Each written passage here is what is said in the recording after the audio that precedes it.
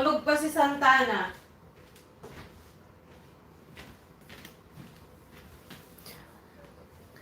Good morning! O, tingnan ninyo, o. Sarap ng buhay niya, di ba?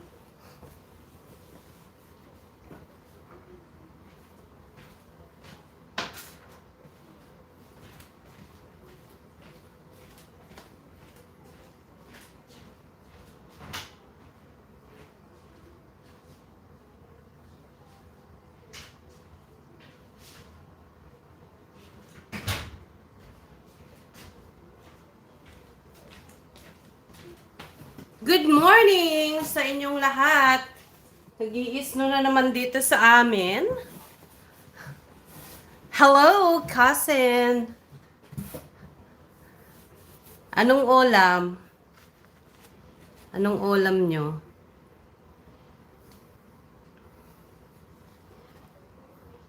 Doon yung aso ko, oh. Ay, saan na siya? Ayan na, oh. Sarap buhay, di ba? Oh, sarap tilapia. Nyalininta. Hi, Francesca.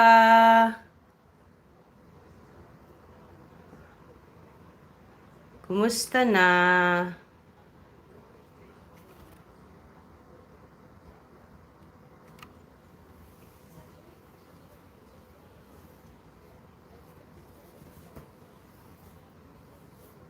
Yan, yung aso ko medyo nagre-relax.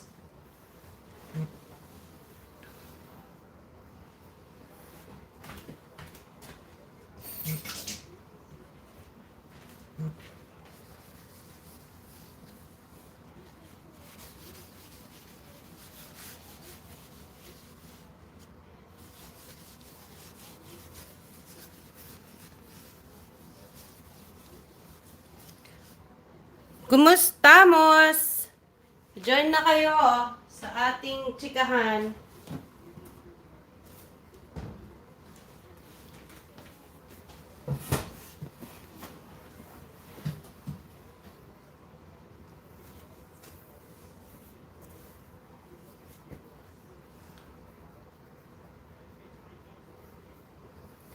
Hi, sis. Good evening. Good evening sa'yo.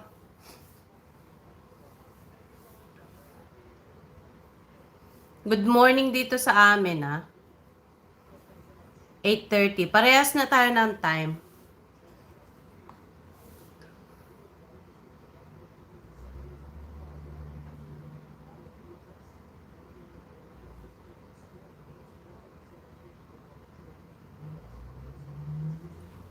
Ano nang balita sa inyo, guys? Kumusta na?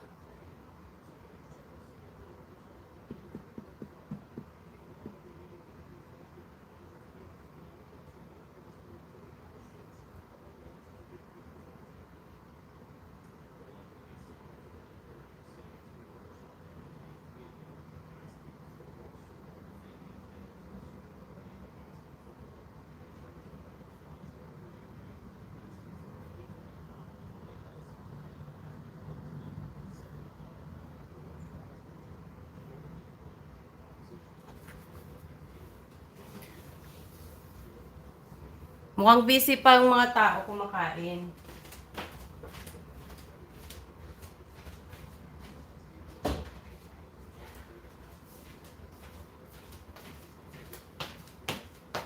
Busy pang mga people. Hello, hello. Good morning, good morning. Good evening sa inyo dyan sa Philippines.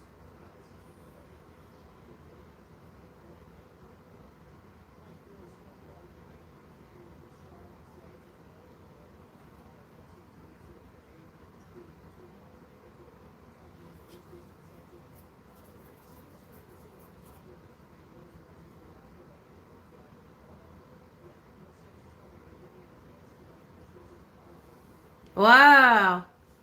Buti pa si Ses, maraming free time. Sana all.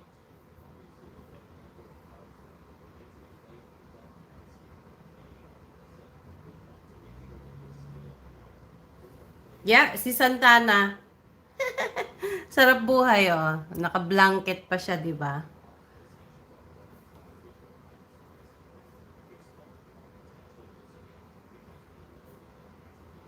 Siya yun, siya yun.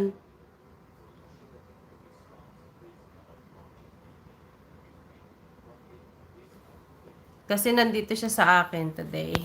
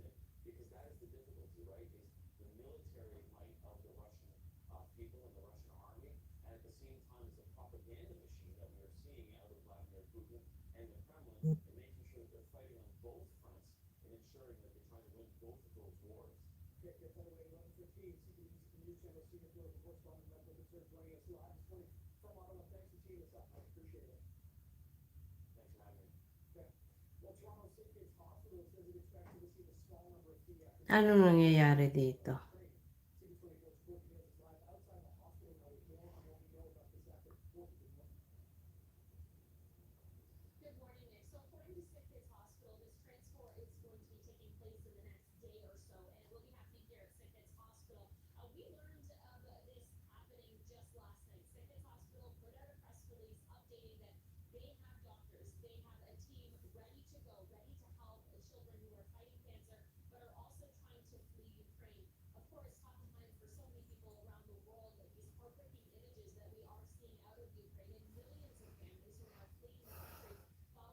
Good morning! Hello, Anna May! Hello, hello! Kumusta na sa inyo?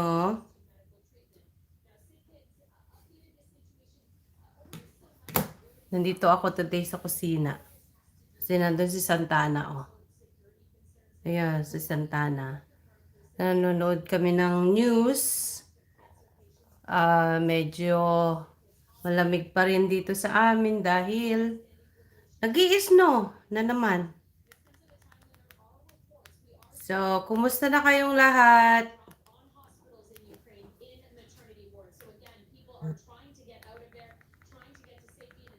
Huwag kalimutang mag-thumbs up, guys. Diyan sa video mismo, hindi dito sa comment. Huwag kalimutang i-ano itong live natin. Anyway, kumusta na kayo? Dadalawa pa lang eh. Pag may ano sana na tayo, pwede na akong mag-start. Pero, sisimulan ko lang, kumbaga i-start ko lang yung gusto kong i-topic kasi. Mukhang busy pa yung iba. Naghuhugas pa yata ng pinggan. Sige, maghugas muna kayo ng plato. Kung sino yung nandyan, pwede kayong mag-join.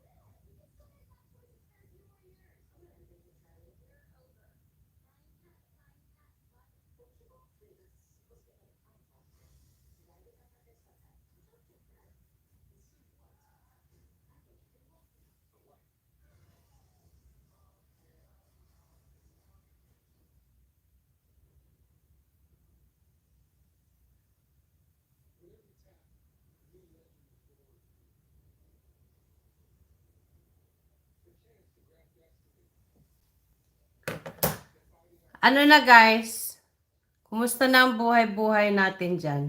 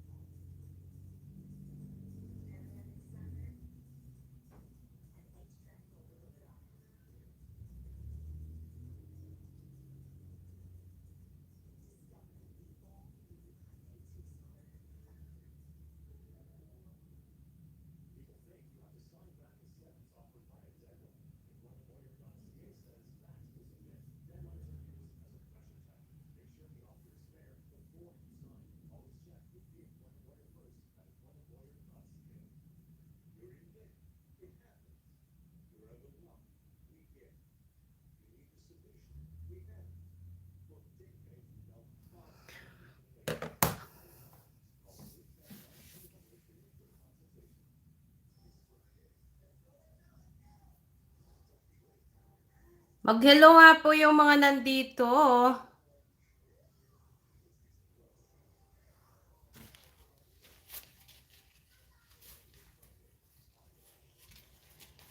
May 3 akong viewers. Si Auntie Rem ang first honor, ha, says.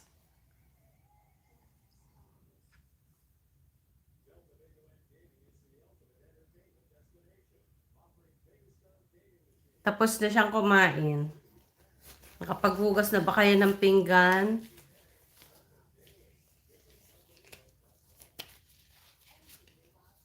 Late na nga kumain si Auntie Rem eh.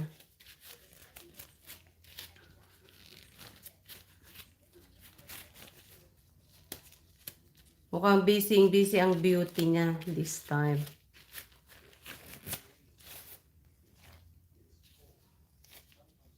Mabilis ba? Siya ang una eh.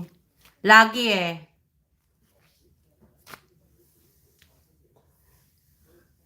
Hello sa inyo. Hello. Good morning.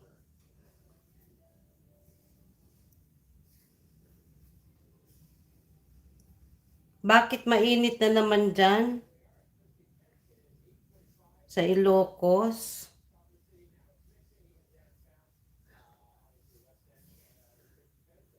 Ayan, no, tingnan mo yung TV, oo, nag-iisno sa labas.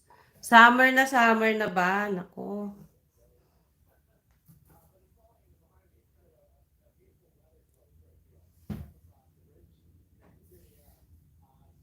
Good morning! Hi, Roxy!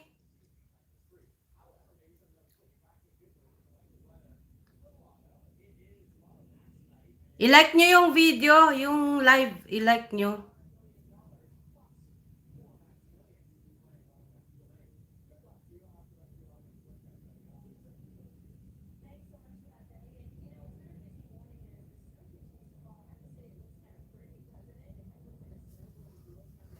Antok pa si Santana eh, kasi pakita ko sa labas. Pakita ko sa inyo sa labas, nag-iisno na naman. Wait lang ah.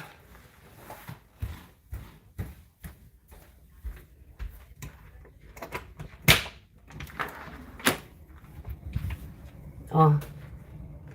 Sino na naman?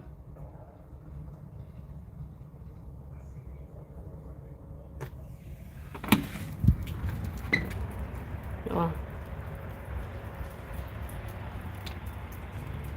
Snowing ulit.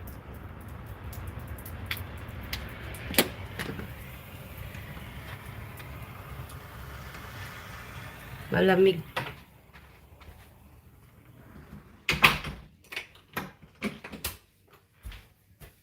Maya pa ako lalabas kasi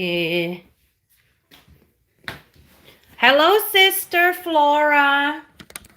Kumusta ang Jacob family? Aray, dyan sa Bulacan.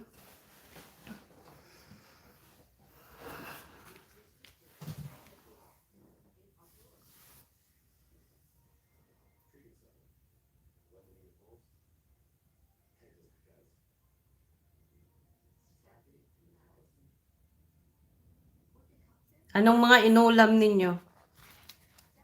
Tilapia daw kay Rem. Magkaalaman ng ulam.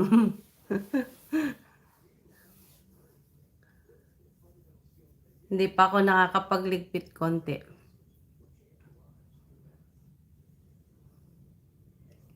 Kasi yung aso ko, naantok.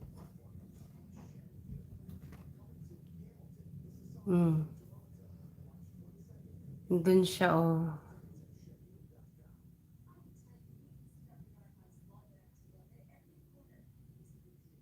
tulog sa couch.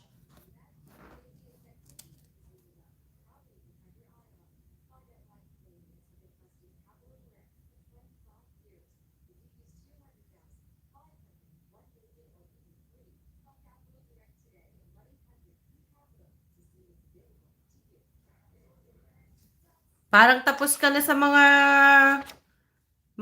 module na yan, Cecil. Tapos na ba yung mga module nila?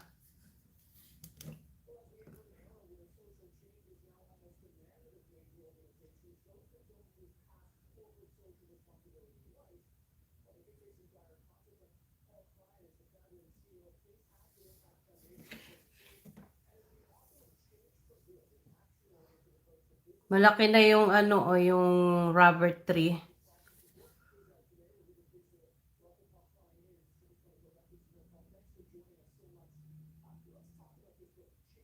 Dinengdeng, sarap.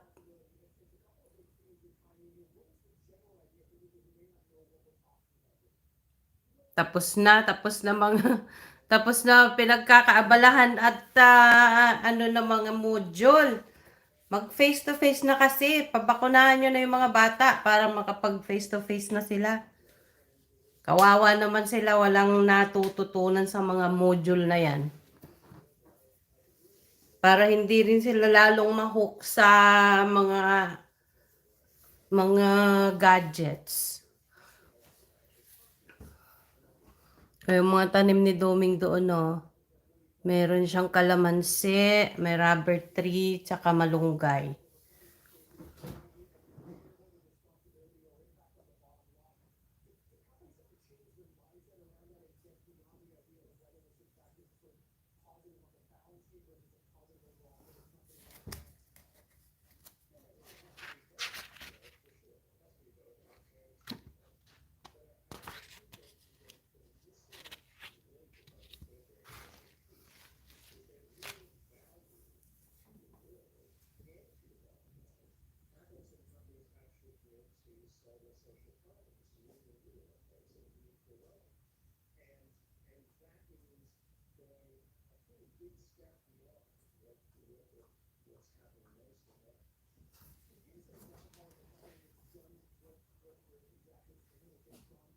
Santana!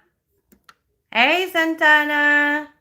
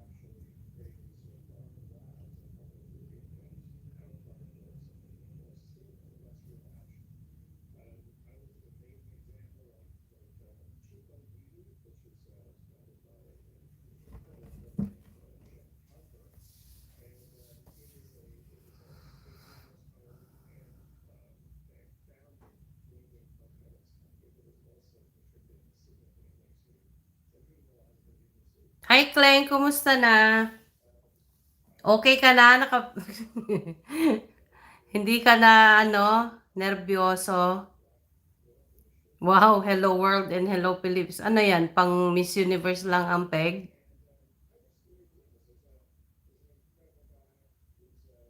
Medyo okay na, yeah. Pabibi. Kaya nga. So, kumusta na kayo? Kumusta na kayo? Ano ba yung gusto ninyong pag-usapan kasi? Ah, i-start ko lang siya. Bibigay ako ng overview ngayon tungkol sa dito nga sa parenting na gusto nating pag-usapan. At marami kasi tayong mga viewers na nagre-request na pag-usapan nga tungkol dito sa parenting. So, ang sa akin, kasi 'di ba, may kanya-kanya tayong story kung paano tayo nagkaanak. So, yung iba prepared or planned, yung iba naman aksidente lang na nagkaroon sila ng anak or something like that. So, siyempre kung prepared ka, naka-prepare na lahat yung emosyon mo, yung lahat ng kumbaga kabuuan mo, naka-prepare na. Lalong-lalo na yung emotion, yun ang importante doon eh. Ang ang mahirap kasi pagka napilitan ka lang or yun nga, yung sinabi ko, aksidente lang, so you're not prepared. It's either hindi ka pa emotionally prepared at nandun ka pa sa mindset na dalaga ka pa rin. Good evening, Rolex. Good evening sa'yo. Nandun ka pa sa, or sa binata pa rin na mindset. So, mahirap maging parent. Ang maganda lang doon is kailangan lang nating baguhin yung mindset natin. Kung ano man yung inaalagaan mo, pamangkin mo, apo mo, anak mo, or kung sino man yan, kailangan meron tayong ready na mindset at emotion.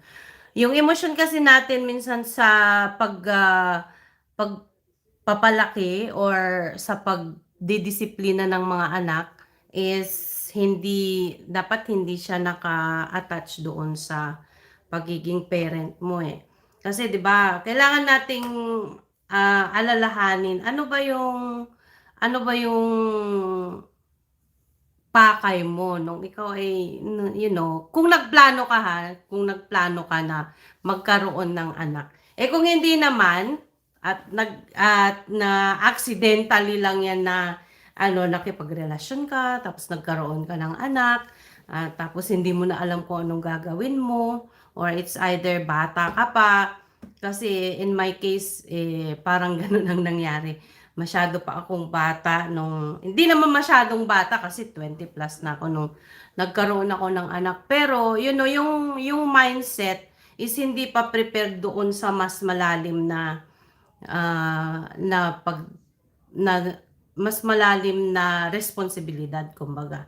So, ang kailangan lang natin gawin sa mga ganitong pagkakataon kasi most likely, ang nangyayari ngayon, napansin ko lang nung nagbakasyon kasi ako nagbakasyon kami nung November. Ang napansin ko lang, unang-una kasi dahil sa pandemic, mga bata naging online class or module yung kanilang ginagawa. Ang nangyari, although before the pandemic, nahuhook na yung mga bata or na a-addict na sila sa mga gadgets, mas lumala pa nung panahon ng pandemic. So, ano ba dapat? Ang napansin ko noon is walang structure. Walang structure yung pagpapagamit ng mga gadgets sa mga bata. Kasi dumaan tayo lahat dyan eh. Ako, mga anak ko, dumaan lahat sa mga ganyan. Kasi nga dahil sa millennial stage na ito, na very, very hook na sa lahat, kahit tayo kung hindi natin i-disiplina yung sarili natin pagdating dito sa mga gadgets na yan is kahit tayo nahuhook dyan. Pero sa mga bata, dahil sa murang edad nila, kailangang i-train yan na merong time talaga sa lahat. Ganon ang napagdaanan din namin ang asawa ko yan doon sa dalawang anak namin. Pero hindi kami masyadong nahirapan dahil sa pagpapalaki ng bata, kailangang partner kayo. Kailangang team kayo. So alalahanin natin na sa pagpapalaki ng bata, hindi kayo pwedeng hindi nasa iisang page na sinasabi. Kasi dito, sa parenting, you must be on the same page, sabi nila. Ano ba yung ibig sabihin ng you must be on the same page? Kailangan team kayo. Parehas yung goal ninyo kung ano ang gusto ninyong gawin sa mga anak ninyo at sa relationship ninyo sa mga anak ninyo. Kailangan parehas. Hindi pwedeng okay kay mama, hindi okay kay papa, or the other way around. Hindi pwedeng okay kay papa pero hindi okay kay mama. Kailangan parehas kayo ng desisyon. So may mga approach dyan, and over time itatakel ko yung bawat natutunan ko bilang isang nani dito at bilang isang nanay ng kambal. Kasi kahit kambal pa yan, hindi yan parehas ng ugali. So iba't ibang approach ang ginagawa. Hindi ko sinasabing perfect ako hindi ko sinasabing ako ay expert. Ito ay isinishare ko lang dahil sa palagay ko naman nag-work doon sa aking mga anak because they turned out to be all right. Naging maayos yung kanilang ginagawa ngayon. Nakatapos sila ng pag-aaral, ngayon maayos na yung kanilang trabaho. So, at some point, I think we did something right. So, yun ang gusto kong i-share sa mga tao na tumutulong na magpalaki sa mga anak ng kapatid, anak ng anak. Halimbawa, yung lola or yung kapatid na tinutulungan kung sino ang tinutulungan nila na nag-aalaga sa kanilang mga anak. Kasi hindi pwede. Ang nakita ko kasi ito, kasi na fall off the wagon na ako. Ang nakita ko kasi noong umuwi ako is nawawala yung respeto ng mga bata dun sa mga nag-aalaga sa kanila. Bakit? Dahil hinahayaan nating mangyari yon. Hindi dapat yon. Hindi dapat na ipamigay natin, i-hand over na lang natin yung power natin bilang mga magulang or bilang mga adults dito sa mga bata. Kasi sila, kailangan nila ng structure. Kailangan nila ng magtuturo sa kanila kung ano yung tama. Hindi natin pwedeng, porke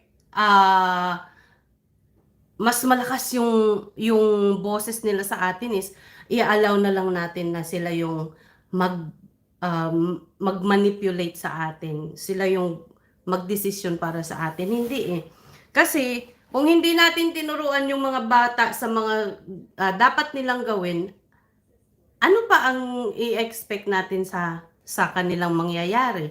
So, kailangan natin ayusin yon. Yung unang-una, ang kailangan ngayon, kasi syempre, di ba, nandyan na yung mga anak natin. So, ano ba ang dapat nating gawin para maging madali na lang para sa atin na idisiplina sila or turuan sila kung ano yung mga nararapat nilang malaman. Dahil at some point in our life is nung ipanganak natin yung mga bata na yan or nung mamit natin yung mga bata na yan, na naramdaman ninyo yung pag-ibig, yung love na walang katulad. Na sinasabi na, I've never felt this kind of love before. Yung mga ganun. Yung parang undescribable love. Yung parang ganun. Kailangan balikan natin yon dahil unang-una, ibinigay sa atin ng Panginoon yan na maging responsibilidad natin para tayo ang gamitin upang mahalin sila. Yun ang unang-unang trabaho natin bilang mga magulang, bilang lola, bilang auntie, bilang kahit sino pa na pinagkatiwalaan na mag-alaga sa mga bata na ito. Yun ang unang-una, kailangang mahalin natin sila. Kahit ba matigas ang ulo, oo, kailangan. Kailangan natin silang mahalin kasi otherwise, hindi natin magagawa yung gusto nating gawin. Bibigyan ko kayo ng example kasi nani ako dito. So, yung mga amo ko, kinakausap ko yan before ako magtrabaho sa kanila.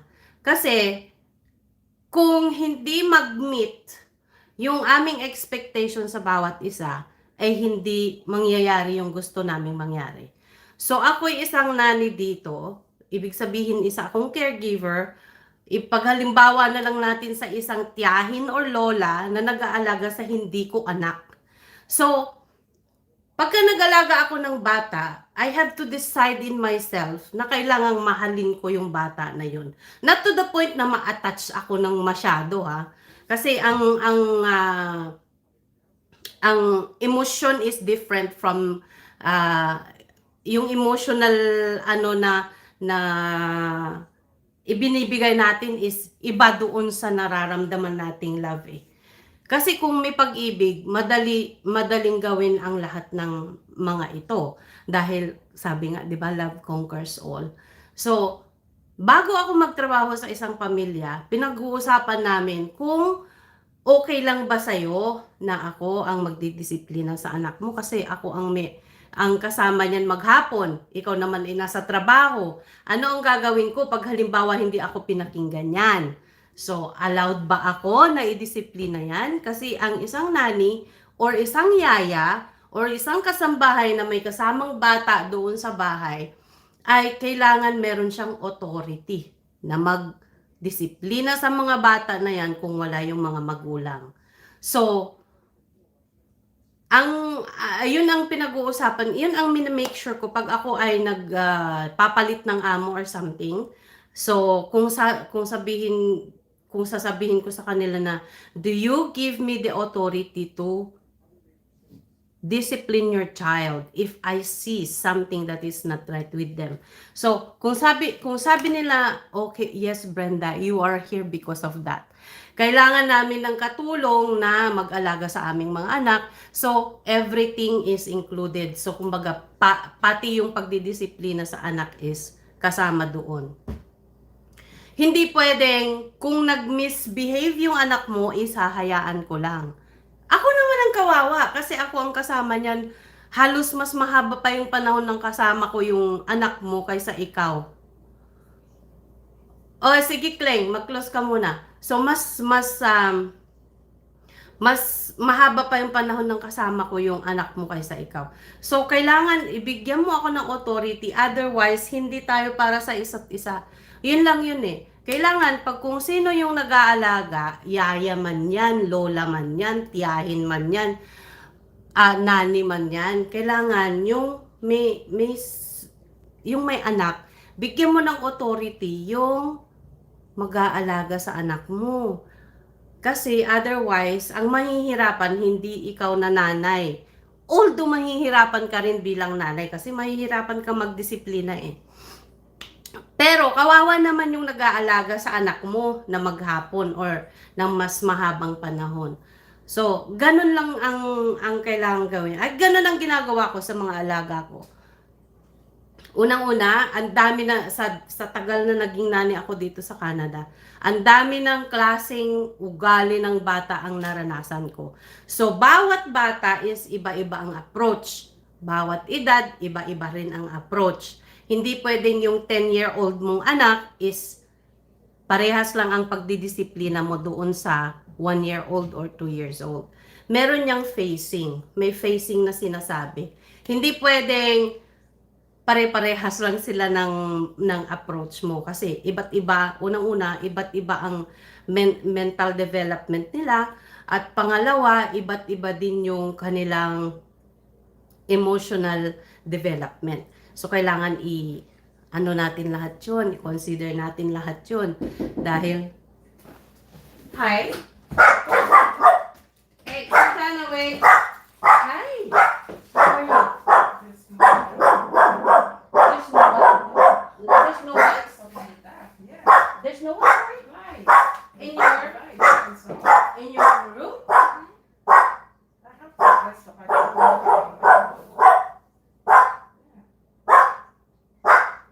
When did this happen? I don't know. Okay, let me just check.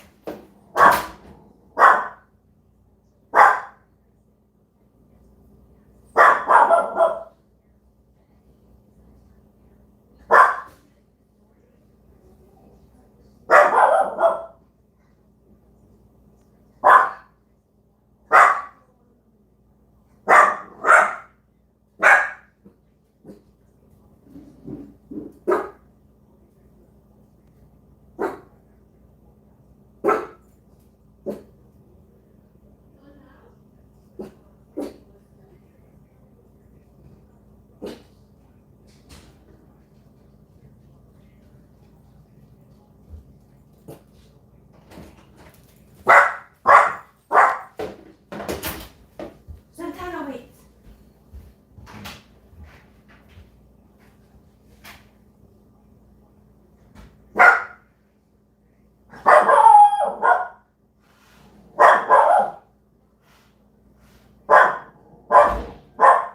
Santana, hold on.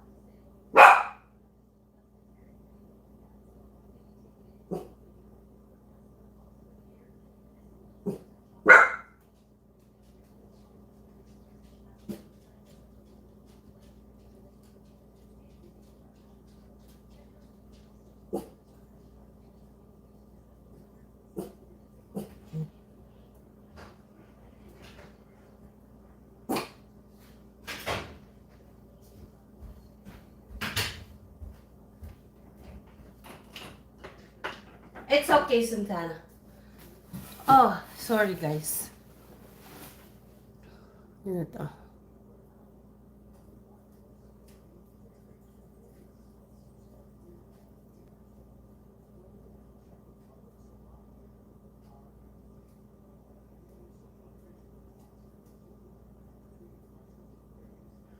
Nawala tuloy ako. Wait lang yung isang border ko kasi wala daw ilaw sa ano niya, sa kwarto niya. Umalis na rin naman. Hindi yata nakapagplantsa ng damit niya. Anyway, so saan na ba ako? Saan ako nag-glass? Oh, doon sa trabaho ko, 'di ba? So ganun ang dapat nating gawin. Kailangan ako kasi mini-make sure ko na nagkakaintindihan kami ng amo. Otherwise, kung sasabihin niyang, oh, I'm sorry, hindi ko pwedeng payagan yan, hindi ko pwedeng gawin yan. Then sasabihin ko naman, oh, then you have to look for another one. Hindi tayo para sa isa't isa. So, ang kaigihan lang sa mga nagiging amo ko is binibigyan nila ako ng authority na magdisiplina sa kanilang mga anak. At dahil nga doon, pag binigyan ako ng ganong authority, mas madali na rin yun para sa kanila. Sa mga susunod kong mga videos, siguro gagawa na lang ako ng series kasi hindi ako masyadong nagkakaroon ng time na mag-live. Gagawa na lang ako ng series kung ano ang gagawin sa bawat senaryo na nangyayari sa mga bata. Kasi minsan, nagtutro lang ng tantrums yan, binibigyan na natin. Ibig sabihin, nagke-cave in na tayo dun sa kanilang mga kaartehan para lang makuha nila yung mga gusto nilang gawin. So, may mga approach tayo dyan na pwedeng gawin. Hindi pwedeng ibigay na lang natin sa kanila. Kasi once na, pansinin ninyo ha, once na yung isang bata, kahit ilang months pa lang yan, kasi according to the experts, according sa mga psychologists, as early as 4 to 6 months ang baby, kaya na niyang mag-manipulate sa atin, mga adults. Paano? Sa pamamagitan ng kanilang pag-iyak. So, yung mga yon, pag nag-start yan sila sa very, very young age, itutuloy nila yan hanggang sa kanilang paglaki. 'Di ba? Kahit nga tayo ng mga matatanda. Halimbawa lang na kung ikaw may hindi nagustuhan sa partner mo, anong gagawin mo? Sisimangot ka lang or hindi ka lang magsasalita. O 'di ba? Pag hindi ka nagsalita at sumimangot ka, 'di ba mapapansin ka nila? That's how we catch their attention. So ganun din yung mga bata. Ang alam nilang kung paano i-catch yung attention ng kanilang magulang or yung nag-aalaga sa kanila. Papaano? Pag-iyak, pagtutro ng tantrums, at pagsisigaw. Yun ang ginagawa nila. Bakit nila ginagawa yun? Para lang makuha yung attention natin. 'Di ba yun? Sabi nga ng isa sa inyo sabi nga, kahit magpagulong-gulong pa ako dyan sa sahig, dyan sa lupa, para lang mapansin ako ni mama. Or para lang mapansin ako ni papa. Di ba ganun ang ginagawa natin nung mga maliliit tayo? Kasi naalala ko ako at yung kasunod kong kapatid. Yung ate ko, mahilig yun magpagulong-gulong magpagulong-gulong dyan sa lupa pagka hindi siya isinasama ng nanay namin sa ili or sa bayan or kung hindi siya pinapansin. Yun ang ginagawa niyang paraan para mapansin siya ng nanay ko. At ako bilang nakababatang kapatid, anong ginagawa ko? Ginagaya ko rin siya. Kasi ang alam ko, ganun talaga ang paraan para makuha ko yung attention ng nanay namin. So, ganun yun. Kailangan, kung minsan ang kailangan natin gawin is empathy na sinasabi. Empathy. Yung ilalagay natin yung sarili natin dun sa kinalalagyan nila. Bakit ba ito umiiyak? Bakit ba ito nagsisigaw? Ano ba yung gusto niyong iparating sa akin? So, ganun ang kailangan natin, maging aware lang tayo sa mga bata na ito. Kasi at some point in our life, naging bata din naman tayo. At kung ano yung naramdaman natin noon, na hindi tayo pinansin ng nanay natin, kung nakikita mo yan sa anak mo, meron siyang napagkuhanan na or kopyahan para lang makuha yung attention mo. It's either yung kanyang nakakatandang kapatid, yung kanyang pinsan, or talagang instinct lang ng bata na ganun ang gawin niya para lang mapansin siya ng adult, kung sino man yan. Kung sino man yan, yung nanay or yung tatay. Guess who? Guess who? Kung sino yon. So, ganun yun. Ganun talaga ang buhay Kailangan maging aware lang tayo sa mga nangyayari sa mga paligid natin.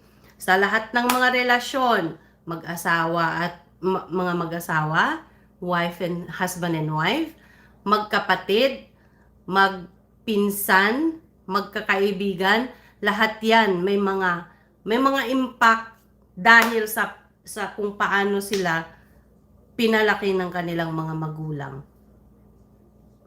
Merong maarte, merong hindi naman masyadong kailangan ng pinagpapapansin pero they don't care. Basta kaibigan mo lang siya. Or meron ding pabebe, kahit 10 na yung anak, pabebe pa rin sa asawa. May mga ganun. Meron din namang wala lang paki. Okay na lang siya kahit hindi siya pinapansin ng kanyang partner. Basta masaya lang siya. Nasa sa atin yan Control natin yun. At kailangan sa pagiging nanay at tatay or caregiver, kung ikaw ay tita, tito, lola, lolo, kailangan i-detach natin minsan yung emosyon. Kasi minsan ang naghahari sa atin yung ating emosyon. Halimbawa, galit ka. Halimbawa lang Halimbawa ako, galit ako sa asawa ko. Dinadala ko yun sa galit ko at ipinapatong ko doon sa aking mga anak. Tama ba yun? Hindi, di ba? So, kailangan i-detach natin yung emosyon doon sa pagdidisiplina natin sa ating mga anak. Dahil they don't deserve to be yung tampulan mo ng or tapunan mo ng sama ng loob mo sa asawa mo or sama ng loob mo sa nanay mo or sama ng loob mo sa kapatid mo. Hindi pwedeng ganun. Kailangan i-check natin yung sarili natin when it comes to our emotions. Kailangan hindi yun naka-attach doon sa pagiging parent. Kailangan separate yun. Kailangan yung pagdidisiplina natin doon sa mga bata is based upon our love for them. So, sana may mga natututunan kayo sa mga mga sinasabi ko na kwentuhang may kabuluhan naman ng konti. May kabuluhan naman ng konti. At over time, sabi ko nga, gagawa ako ng mas solid na structure kung ano yung mga ginagawa ko, mga nagawa ko na naging effective doon sa mga alaga ko at sa mga anak namin. Alam nyo, ang natutunan ko lang, ang natutunan ko lang sa pagiging magulang at sa pagiging nani, yung magiging kalmado ka. Yung kailangan ikalmado mo yung sarili mo sa lahat ng sitwasyon kahit ikaw ay nanggagalaiti na sa galit na gusto mo nang sapalpalin yung mukha ng anak mo or ng alaga mo, i-control mo yung sarili mo kasi walang pwedeng mag-control sa'yo kundi yung sarili mo lang. Yun ang pwede mong kontrolin. So, kung ikaw ay kalmado, syempre, yung calmness mo matatransfer doon sa bata. Kasi energy din yan eh. Energy din yan. Pagka ikaw ay laging mainitin ang ulo at lagi ring nakasigaw, anong i-expect mo dun sa mga bata? So kung ang mga anak mo ay mga palasigaw, malamang minimirror nila yan sa'yo. Malamang. So i-check din natin yung sarili natin. Malamang palasigaw ka din. Or kung halimbawa man na yung mga anak mo ay palasagot, the same thing. I-check natin yung sarili natin. Malamang tayo ay palasagot din. Kanino? It's either sa partner natin or sa mga kausap nating mga tao, hindi natin binibigyan sila ng pagkakataon na matapos magsalita. Ganon ang kinukupyo ng mga bata. Alam mo ba ang sabi nila? The best way to teach a person is through your actions. Alam mo yung kasabihan na action speaks louder than words. Kasi minsan, kahit hindi tayo magsalita, pag nakita ng mga bata yung actions natin, nagre-response sila, di ba? So, hindi natin kailangan ng masyadong talak. Matalak kasi tayong mga babae, yan ang talent natin eh. Yan ang talent na ang hirap i-contain. Ang hirap kumbaga, i-control. Kailangan nating magtalak, kailangan natin silang pangaralan, pero minsan, hindi tayo, may nakakapasok na mga scammer, mga kailangan hindi tayo nagpapadala dun sa emosyon nga natin. Yun ang kailangan nating i-master. Kailangan nating pag-aralan kung paano i-control yung ating mga sarili. Kasi, unang-una, magre-reflect yan talaga sa mga bata or sa mga karelasyon natin. Kung mapapansin natin, nung mag-boyfriend, girlfriend pa kayo, yung asawa mo, hindi masyadong matalak. Hindi siya masyadong mainitin ang ulo. Pero, nung nag-asawa na kayo, bakit kaya ngayon pala salita na tong asawa ko or bakit kaya ngayon mainitin na ang ulo? Dahil minsan, hindi lang minsan, yan ay effect ng response nila sa ating ipinapakita or binibigay. The same thing sa mga bata. The same thing sa mga bata. Pagka ang bata, ayaw niyang halos, pero meron din kasing stages yan ang sinasabi ko. Yung mga teenage years, yan ang stage ng mga bata na halos ayaw nilang makinig sa sasabihin ng magulang. Akala nila invincible sila, akala nila alam na nila lahat, akala nila kaya na nilang mabuhay na wala yung mga parents nila. Ganon yon. So, pag-isipan nating mabuti, ano ba yung mga pagkakamali ko bilang magulang? Bakit kaya itong anak ko palasagot? Bakit kaya itong anak ko palasigaw? Bakit kaya hindi ako pinakikinggan nitong bata na to? Malamang meron tayong ginagawa na hindi tama. Meron tayong mga ginagawa na kailangan nating baguhin. Ang unang-una diyan,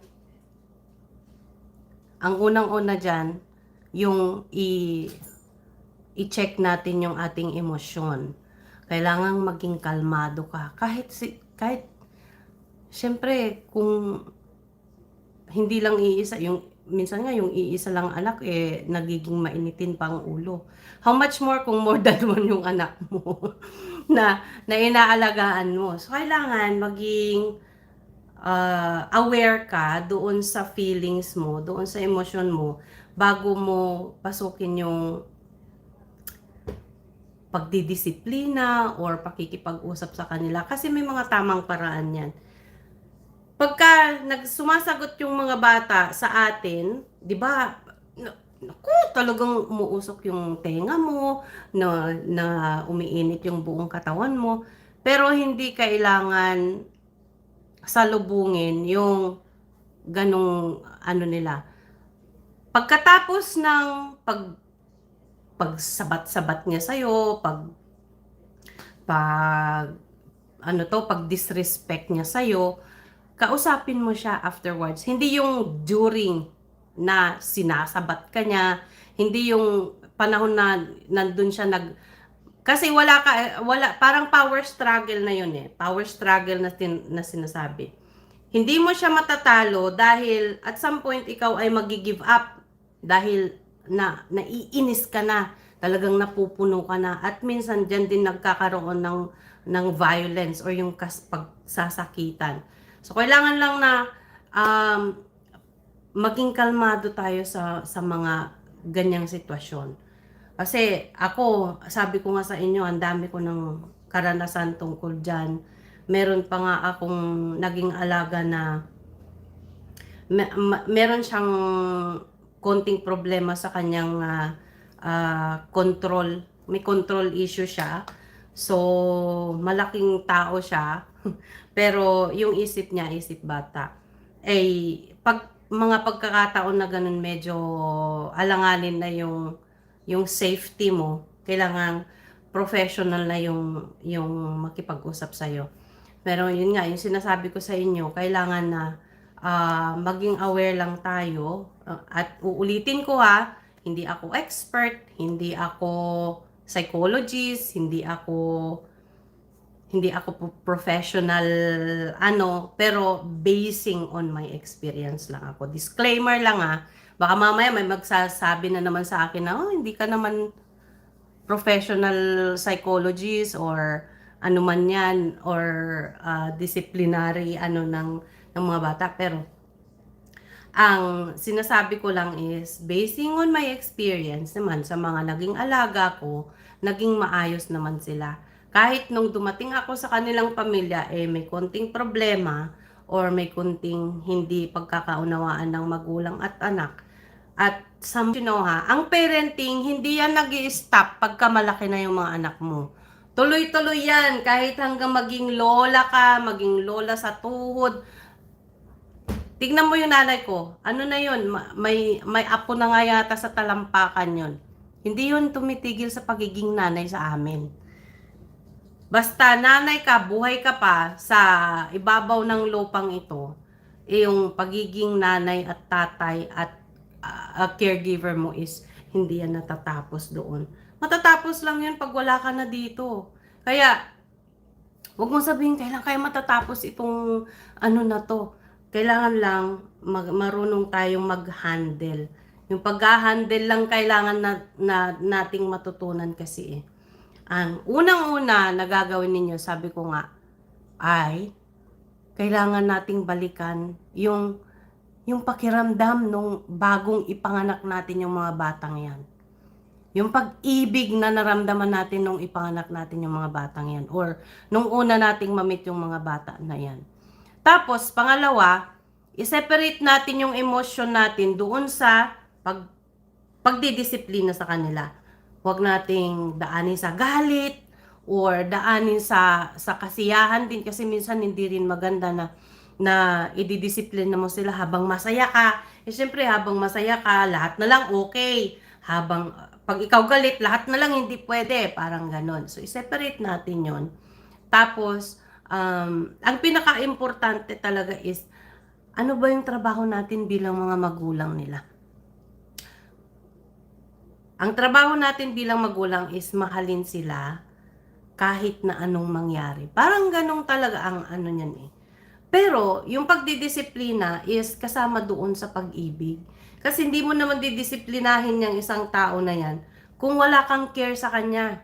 'Di ba? Kung hindi mo kaano-ano is, bala ka sa buhay mo, hindi naman kita kaano-ano. Eh kung anak mo yan, pamangkin mo yan, apo mo yan, inaalagaan mo yan, 'di ba? You care for them. So kailangang mahalin, yun ang unang-una. Mahalin, alalahanin natin yung feelings nung una natin silang makilala at nung ipanganak natin sila, lalo na kung sila ay ating mga anak. At pangatlo, ang natutunan ko dito sa pagdidisiplina at pagtuturo is maging kalmado tayo. 'Di ba? Ikaw bilang adult, pagka yung kausap mo limbawa, kalmado, ikaw galit na galit nang gagalaiti ka. 'Di ba? At some point titigil ka. Kasi bakit ito? Kalmadong kalmado, ito nangakot nangagalaiti. Minsan, ang ang ah, ang kino-convince natin yung sarili natin, magalit ka rin, magalit ka rin. Parang ganon. Same thing sa mga bata. Same thing. Kung hindi ka, ibig ko sabihin, kung ikaw ay hindi nagalit, iisip yan, bakit kaya hindi galit si mama? Bakit kaya hindi galit si papa? Bakit kaya hindi siya sumisigaw? Mag-iisip yan sila. Pag ganun ang ginawa nyo, mag-iisip yan sila. Bakit kaya? Bakit kaya si mama hindi galit? Bakit kaya siya nakangiti? Kahit ako makulit. Nya. Maiinis pa nga lalo yan eh. Dahil hindi mo ano. At kung ang bata, sinagot-sagot ka, huwag mo nang sagutin pabalik kasi hindi matatapos. Huwag mo nang sagutin pabalik. Kasi pag sinagot mo pa yan pabalik, sigurado may sasabihin pa rin yan. At kung may sasabihin pa rin yan, meron ka rin isasagot. Hindi ka magpapatalo kasi nanay ka eh, or tatay ka eh, di ba? So, ganun lang ang kailangan natin gawin. Kasi at the end of the day, at the end of the day, tayo bilang mga adults, tayo ang nahihirapan. Mabigat yung dibdib mo eh, kasi galit ka eh. Galit ka. Parang di mo na ibuhos yung galit mo. Parang ganon. Ang isa pang nakakalimutan na natin pag naging magulang tayo or naging caregiver or naging basta nag-aalaga ng mga bata. Ang nakakalimutan natin is yung bigyan ng importansya yung sarili natin. Hindi naman ibig sabihin na magkumahog kang magpaganda, magpa-sexy at lahat na para lang mapansin ng iba. Hindi yon. Ang ibig ko sabihin is alagaan mo yung sarili mo, especially sa mental health mo, sa emosyon mo. I-check mo 'yan. Hindi kailangan kasi ako talagang naranasan ko yung parang lagi akong galit. Lagi akong galit. Gusto kong lahat na lang napapansin ko. Bakit bakit nakakalat yung ganyan? Bakit hindi nyo inayos ng ganito? Bakit marumi yung ganon? Lahat na lang napapansin. Pansinin ninyo pag ikaw galit or hindi masaya, sabihin na lang natin, lahat ng mga pangit na bagay na papansin mo. Wala kang makikitang maganda. Hindi ko alam kung nasabi na rin sa inyo ng mga anak nyo to pero at some point ng aking pagiging nanay kay Kambal, sabi nila sa akin, Mama, bakit lahat na lang nang napapansin mo yung mali? Lahat na lang nang napapansin mo yung hindi tama. Hindi mo man lang mapansin yung mga tama naming ginagawa. Parang ganun nasabihan ako. Kasi nung mga teenagers yan sila, lagi akong galit. Lagi akong galit. Kasi feeling ko, lagi nila akong pinapainit yung ulo or something. Pero hindi naman. Ang problema lang ako. Kasi view ko yung mga bagay-bagay na nangyayari na kasalanan nila, parang ganun. Although hindi naman Hindi naman. Ang totoo nga niyan is, tinutulungan nila tayong maging mabuting magulang. Saglit lang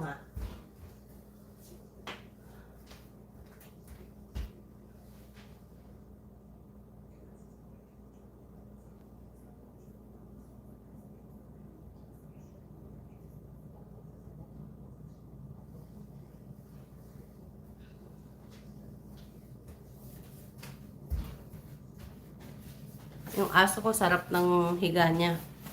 Hanggang ngayon, nakahiga pa. Pero yun nga, so natutunan ko na, ang natutunan ko ay makipag-communicate sa kanila, makipag-usap. Sinasabi ko na ganito yung nararamdaman ko, pwede bang yung communication ang mahalaga. Kahit sa mga bata, communication ang mahalaga. Kailangan natin silang kausapin. Kailangan natin silang kausapin kung may mga hindi tayo gusto sa kanila. Kasi bilang mga magulang, kailangan tayo ang nagdidisiplina. Hindi sila ang nagdidisiplina sa atin. Pansin ko lang kasi, nung umuwi ako, sabi ko nga, ang daming mga bata, although hindi lang naman sa Pilipinas, kahit dito sa Canada, mga bata, kung makasagot sa kanilang mga magulang, pabalang, hindi maganda ang dating, nakakasakit yun sa kalooban. Bilang magulang, kahit hindi mo yun anak pagka narinig mo na hindi maganda yung pagkakasagot sa magulang niya or pinagsasalitaan niya ng hindi maganda, hindi yun acceptable sa akin. Parang gusto kong lecturean kaagad doon, pero hindi pwede Kailangan yung mga magulang ang matutong magdisiplina sa kanilang mga anak. Lalo na sa mga gadgets na yan. Karamihan ng problema na nakita ko ay dahil sa kung hindi laging nasa cellphone, hindi mautusan, wait lang! Pag inutusan mo, wait lang. Or pag inutusan mo, nagdadabog. Pero kahit naman tayo nung maliliit, ganun din nagdadabog din tayo. Pero may nangyari ba? Nung nagdabog tayo, walang nangyari. Kailangan mo rin gawin Pag sinabi, oy, maghugas na, schedule mo maghugas ng pinggan, maghugas ka ng pinggan. Magdadabog ka man, huhugasan mo pa rin yung pinggan kasi yun ang schedule mo. So, ganun dapat. Kailangan nating magkaroon ng structure Kasi nawala na yun. Tapos, nawala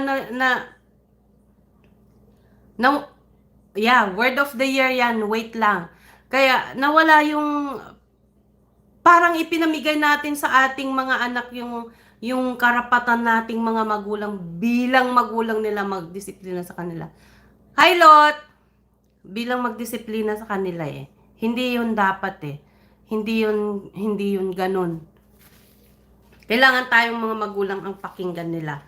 Kasi kung hindi natin sila tuturuan na hayaan mo lang at mag-give up ka na, hands up ako. Wala na ako, tama na, ayoko nang magsalita. Parang ganun ang ano ng iba. Bahala ka na sa buhay mo.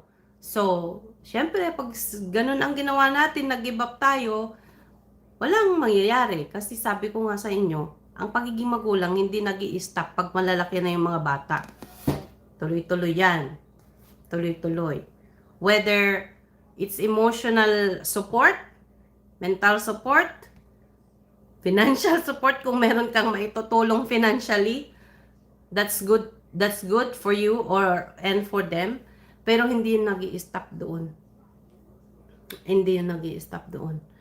So, malawak na scope ito.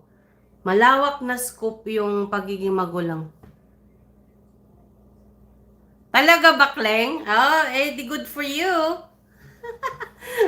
Mabait ka ba? O yeah, pag mabait ka, magre-reflect yan sa mga anak mo. Mukha naman.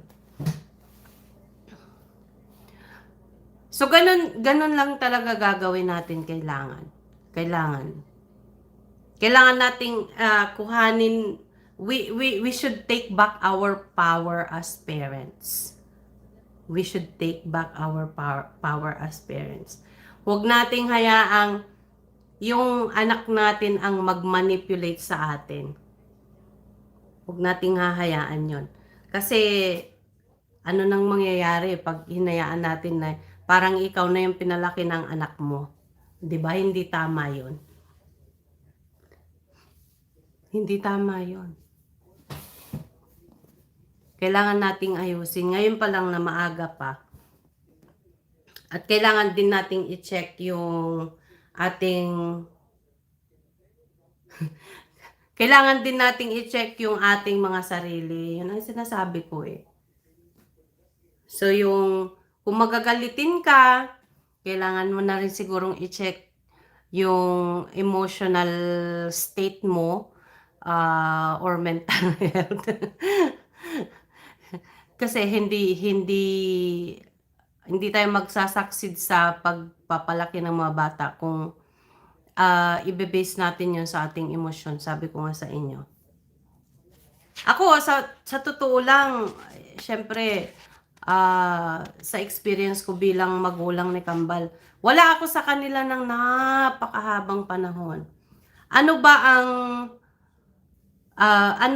hindi rin maganda yan. Pag mabait ka masyado, inaabuso ka, hindi rin nga yan maganda. Kailangan balanse lang. Kailangan balanse. Kasi iniwan ko si Kambal, ang nag-alaga niyan yung kapatid ko, tsaka yung nanay ko nung nasa Pilipinas pa si Inang dati. At saka yung asawa ko, sila yung nag-alaga sa kanila. So, yung power is na transfer sa kanila kasi sila yung nag-aalaga eh. Hindi ko naman pwedeng disiplinahin na nandun ako sa malayo, wala ako dun physically. Although pwede akong magsabi, pwede ko silang pagsabihan, oh, makinig kayo kay Inang or makinig kayo kay Manang. Pero nasa sa mga tao na nandoon na nagpapalaki sa kanila yung pagdidisiplina. Which is, in my own opinion, they did a great job. Kasi nakasama ko si Kambal, umalis ako, papuntang Hong Kong, 2.5 si Kambal, magti 3 years old. Nagkasama ulit kami, pumunta sila dito sa Canada, 13 years old na sila. So 10 years. 10 years yung gap na wala ako doon na nag-witness yung mga milestones nila sa buhay, yung although may mga nakikita din ako partly, pero limited lang. Kaya lang yung 10 years na yun, nawala ako doon, yung pagdidisiplina sa kanila at pagpalaki naging maayos naman. Nakikita ko rin naman eh.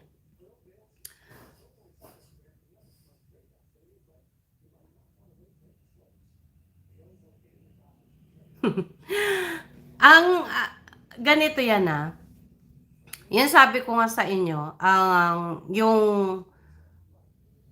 pag tayo nagdisiplina sa mga bata or pinagsabihan natin sila, kailangan yung aura mo maging kalmado ka. Huwag mong ipakitang ikaw naiinis na or parang you are close to breaking up. Breaking down pala. Parang you are close to breaking down. Kailangan ipakita mong kalmado ka. Iparamdam mo sila na kalmado ka para hindi mo na kailangang mamalo. Ganito yun ang technique dyan. Habang sila ay sumasagot-sagot sa'yo, huwag mong sasagutin pabalik. Sabihan mo lang, tingnan mo lang siya, kalmado ka lang. Kung pwede, kung kaya mong ngumiti ka lang. Tapos, pagkatapos nun, may pagkakataon ka na kausapin siya, sabihin mo, mag-usap nga tayo. Kausapin mo, kung may pagkakataon kang kausapin. One-on-one, kung pwede. Kasi, minsan pag pinagsabihan mo yung bata sa harap ng iba, or sa harap ng kaibigan, or sa harap ng ibang magulang, sa harap ng mga kapatid, kahit sa harap ng ibang kapatid, minsan napapahiya sila eh. Kausapin mo yan siya lang mag-isa. Halika nga dito, kausapin kita. Ganun lang yun. Communication is key na sinasabi. Ganun. Ang ginagawa ko sa mga alaga ko, kasi ako nagda-drive sa kanila, sa kanilang school at pagbalik sa bahay. Ang ginagawa ko, habang nandun kami sa car, doon ako magle-lecture sa kanila. Sasabihan ko sila, halimbawa, doon sa isang alaga ko, Kate, this is for you. And I don't need your opinion, Hailey, doon sa kapatid niya. Hindi ko kailangan yung opinion mo, you just have to listen. Sasabihin ko lang ito sa kapatid mo, si Kate, pero applicable din ito sa'yo. Hindi ko kailangan ang opinion mo kasi minsan, 'di ba, pagka dalawa yung kausap mo, nakikisabat yung isa. Oo nga mama, ganyan si kuya or si ate or ano. Hindi magandang ganun. Kailangan one-on-one kayo. One-on-one kayong one-on-one mong turuan yung anak mo. At wag yung sinabi ko nga, we should put ourselves in their own shoes. Ikaw ba, pag pinagsabihan sa harap ng maraming tao, gusto mo? Syempre, ganun din sila. Huwag mo silang pagagalitan sa harap ng maraming tao. O kahit nga sa buong pamilya na lang, pag sinaway mo nakaharap yung nanay at tatay or mga kapatid, di ba, napapahiya din sila. Kaya natutunan ko ganun yung ginagawa ko. Hindi ko sila sinasaway. Or, okay lang kung kayong pamilya na sinasaway mo sila sa harapan. Pero hindi pa rin, lalo na pag may mga kapatid na mas maliliit or ano sa kanila. Kailangan kausapin ninyo sila one-on-one. Yeah, wag ninyo silang pagagalitan in public. That is very humiliating. Kahit nga sarili mo, ayaw mo mapagalitan sa public. Yan ang ayaw ng asawa ko rin na ginawa ko once lang yon. At sinawa niya ako minsan, that's it. Yung magsasalita ka sa harapan ng maraming tao, magtatalak. Ay nako, lumalawak yung yung spectrum ng ating usapin. Pero dadating din tayo diyan sa husband and wife relationship. Marami tayong matututunan diyan. Dito muna tayo sa pagdidisiplina sa mga bata. May mga natututunan ba kayo?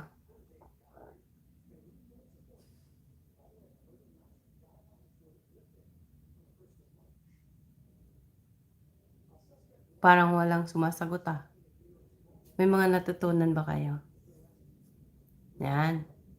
O si Ate Kling, meron din natutunan. Very good.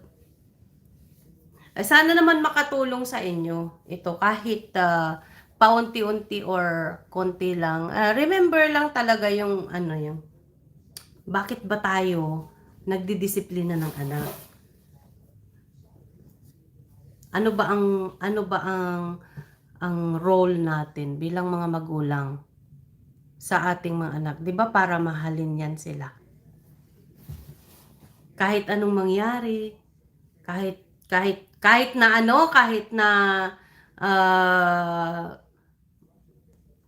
na binabastos ako, ganyan. Oo, kailangan pa rin natin silang mahalin. Kasi kung hindi natin sila mamahalin, sino magmamahal sa kanila? Maghahanap sila sa labas. At mas worse pag sila naghanap sa labas ng pagmamahal ng inyong mga magulang lalo na. Pero kailangan din talaga merong susura, di ba?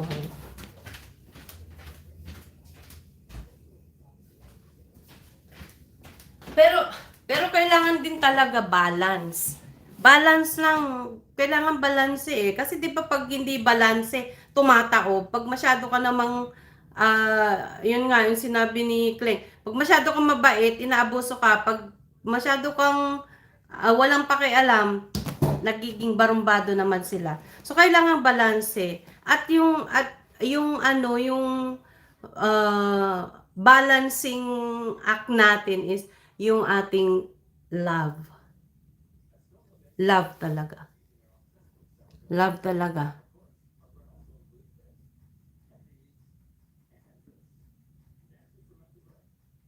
Yan, next level na yung mga magkakaapo dyan.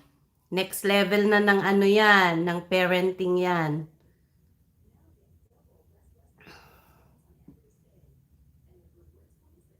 Mapagdadaanan natin lahat. Yung mga ganyan. Napagdaanan ko rin yung naging mainitin ang ulo ko, sabi ko nga sa inyo.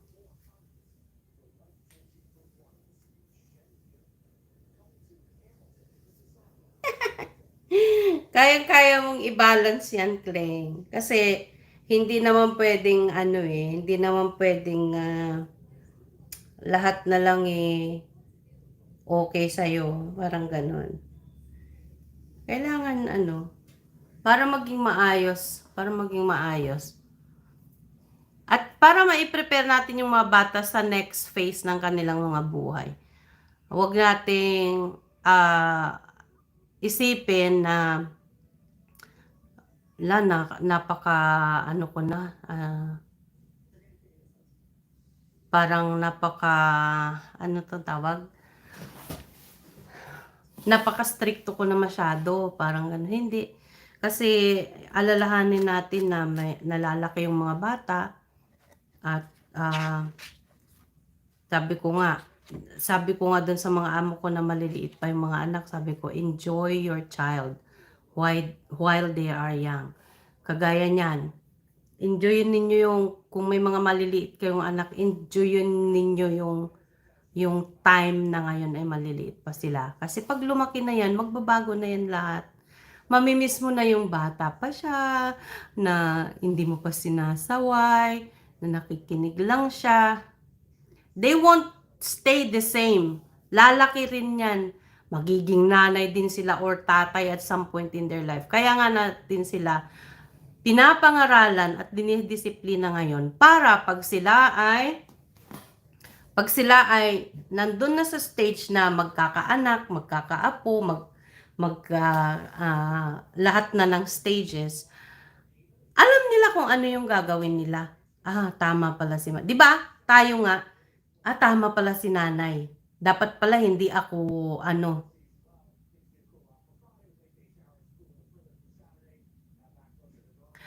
Kaya yun nga ang sinasabi ko, kailangan i-separate mo yung emotion mo doon sa pagdidisiplina mo ng mga bata. Kasi kung halimbawa ikaw pagod, tapos eto pa, ang mga pasaway na bata, pagod na nga ako, hindi pa kayo nakikinig. Hindi, kailangan meron kayong structure na kailangan ganito. Halimbawa lang, doon sa paglilinis ng paghuhugas ng pinggan. Schedulean ninyo sila para hindi kayo mahirapan. O Martes ngayon, kahapon hindi ka naghugas. Ngayon schedule mo, huwag kang magreklamo kasi ito ang schedule mo. Kailangan ng mga bata may structure yan. Alam nyo ba na ang pagdidisiplina is parte yan ng paglaki ng bata. At kung hindi mo dinisiplina yung mga bata na yan, may galit din yan sa'yo. Kasi paglaki niyan nila at may mga matutuklasan sila sa outside world na hindi nila natutunan dyan sa bahay nyo, sasabihin nila, Bakit kaya si mama hindi itinuro ito sa akin? Or bakit kaya si papa hindi ito itinuro sa akin?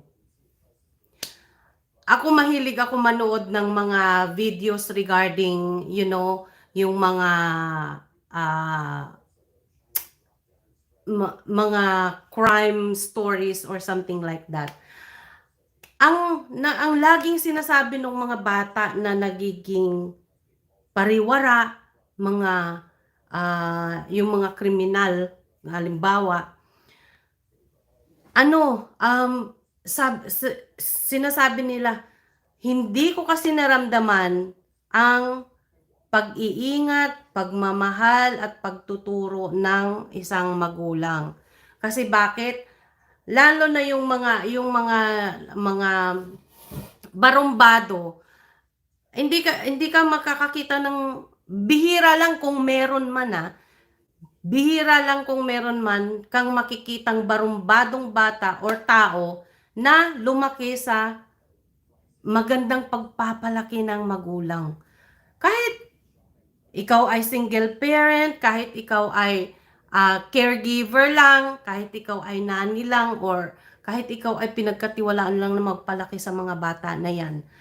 Kapag ikaw ay nagparamdam ng pag-ibig mo dyan sa bata na yan, lalaki yan ng maayos. Pag ikaw ay minahal mo ang bata na yan, mararamdaman niya hindi siya maghahanap. Kaya yung mga, sabi ko nga, yung mga delinkwenteng tao dyan sa labas, at lagi ko, kasi pinapanood ko lagi yun eh, ang sinasabi nila, wala kasing nagturo sa kanila.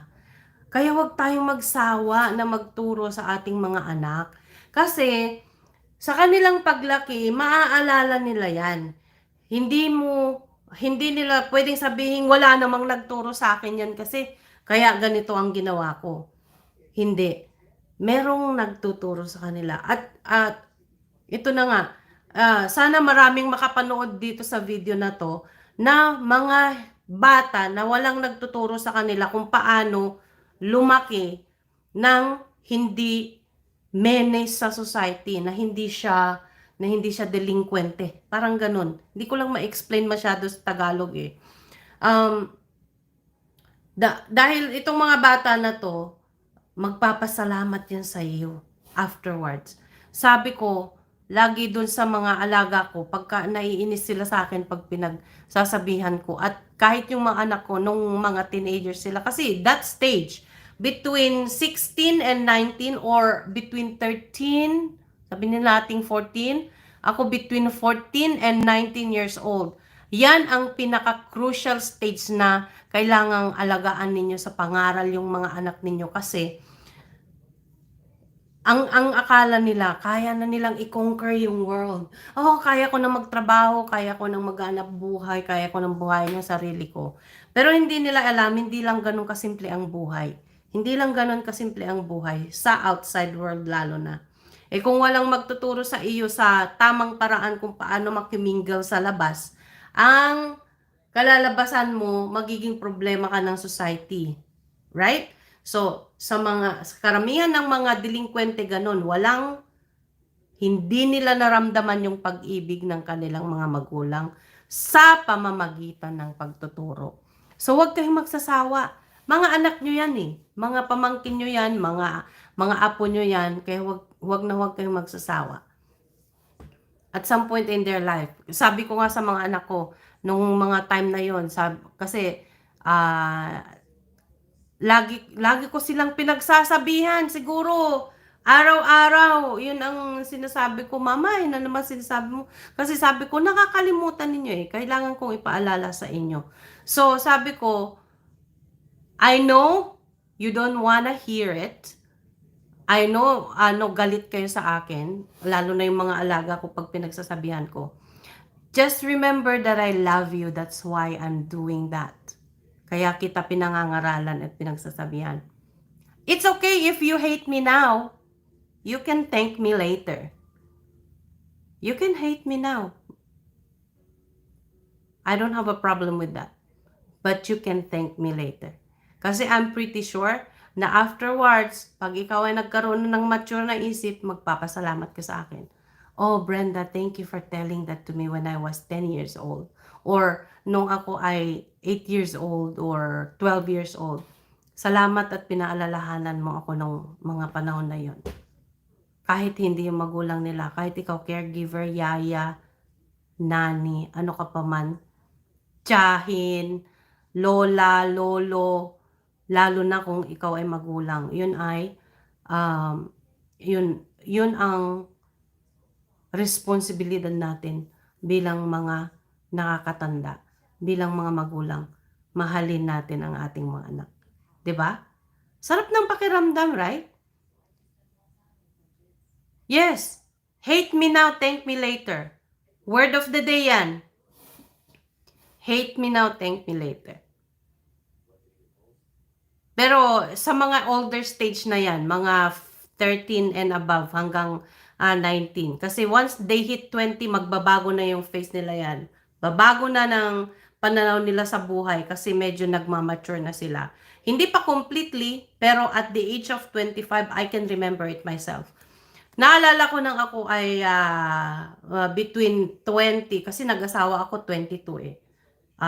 Nakunan ako at the age of 22. 23 ko pinanganak si Kambal.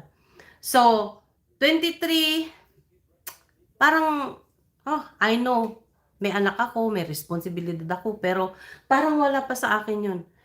But, nung ako ay nag-abroad, pumunta ako sa Hong Kong at the age of 25, doon ako parang, natauhan ako. Parang may gumanon sa tuktok ko na, ayaw nga pala no, may asawa na ako, may anak na ako, nandito ako sa Hong Kong, nagpapakatulong para lang mabuhay kami, para lang may extra income kami.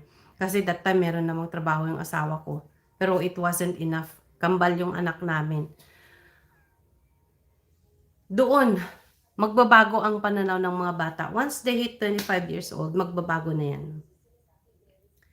Kaya ganyan, yun ang sinabi ko kay Kambal noon. Nung mga teenagers sila, you can hate me now, thank me later. O, diba? Ganon. Dapat ang approach natin, love. Love. Ang hirap, diba?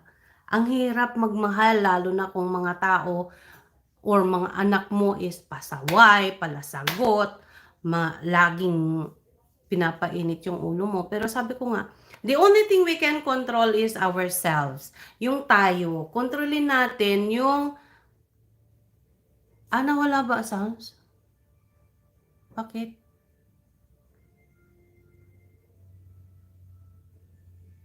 Sino hindi nakakarinig sa akin dyan? Baka naman na ano mo yung, oo, malakas, wala naman akong problema, oh. Baka na lower mo yung volume mo, Gemaline. Na lower mo yung volume mo, Teng. Imang.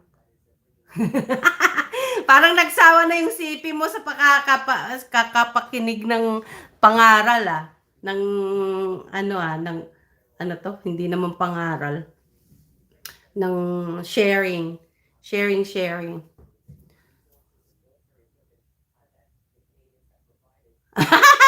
Hindi ako marunong hindi ako marunong sa hand sign. Sabihan mo baka yung volume.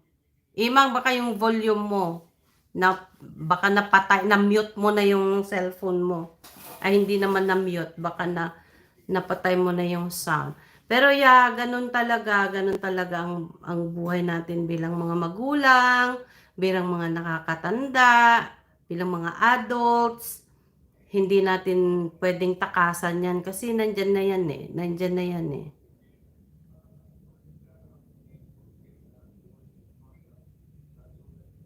Sabi ko na 'di ba, yung volume mo lang ang napindot mo.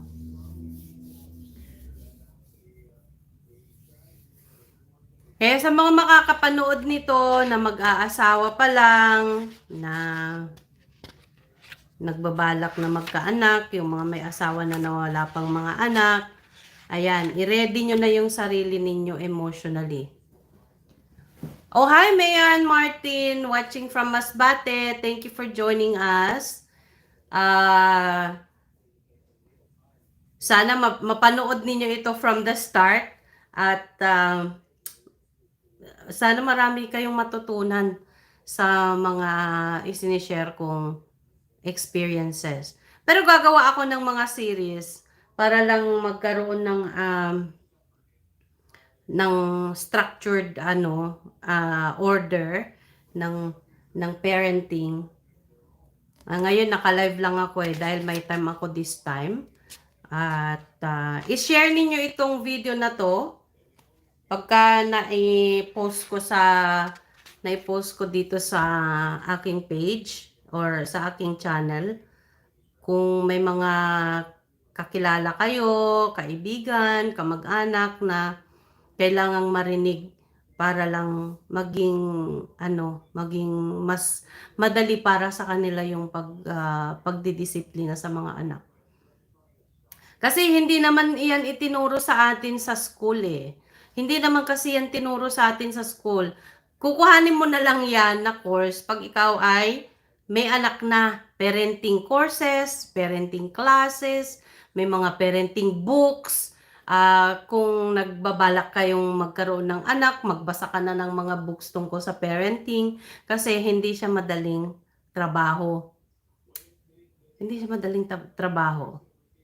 Housewife, kaya pag tinanong kayo, anong trabaho mo? Housewife lang. No, no, no, no, no, no. Huwag niyong nilalang ang pagiging housewife. Huwag ninyong nilalang. At ako bilang nani dito sa Canada, pag tinatanong ako, anong trabaho mo sa Canada? Nani. Yeah, I'm a nanny in Canada.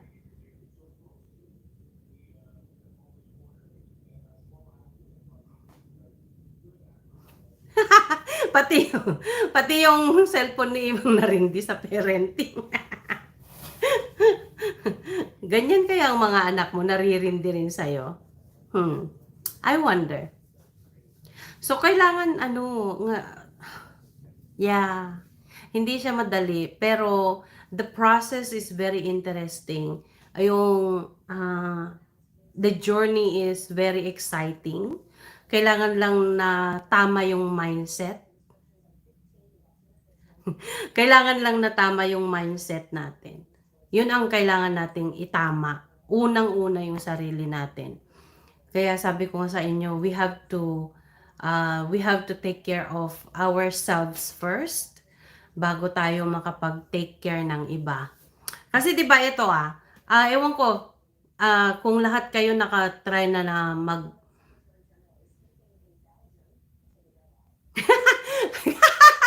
natawa ako doon.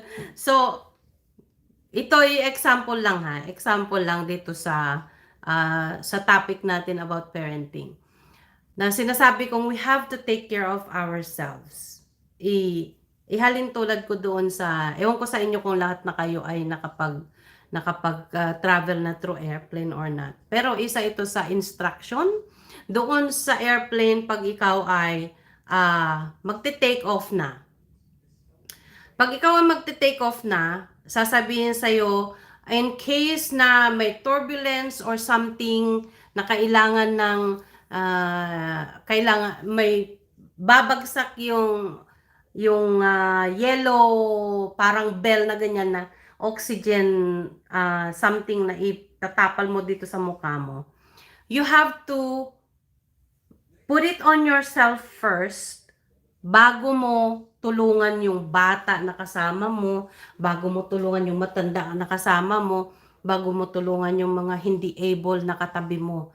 So, ikaw muna ang ite-take care mo. So, ikaw muna. Kasi, paano mo matutulungan yung katabi mo kung wala ka na ring oxygen, hindi ka na makahinga? So, ganun ang halintulad ng pagiging parent. Kasi, kung wala kang enough na oxygen or wala kang enough na pasensya, sabihin natin yung oxygen is pasensya, paano mo matutulungan yung mga anak mo? So, kailangan i-take care mo yung sarili mo. Emotionally, mentally, physically, Kailangan din hindi naman kailangan maging losyang-losyang ka na kahit 12 na yung anak mo. Kailangang maayos ka pa rin. Hindi yung to the point na nagpapaganda ka pa rin para sa iba, pero just to take care of yourself. Para sane ka pa rin. Alam mo, hindi ko alam pagka kayo nasa bahay lang na walang pupuntahan, na hindi kayo nakaayos, hindi kayo hindi kayo kahit man lang nakapaghilamos or nakapulbos, naka-lipstick ng konti, 'di ba parang ang gusto mo naka-slouch ka lang sa couch, nandun ka lang, nakaupo lang ginagawa. Pero pagka ikaw ay nag-ayos ng konti, 'di ba parang gusto mong, "Oh, I wanna get out." Gusto kong mag-relax, gusto kong maglakad-lakad para makita yung mga magagandang halaman. Gano'n din. 'Pag inalagaan mo yung sarili mo, emotionally, psychologically, mentally, physically, ready kang mag-ano diyan sa mga anak mo. Ha?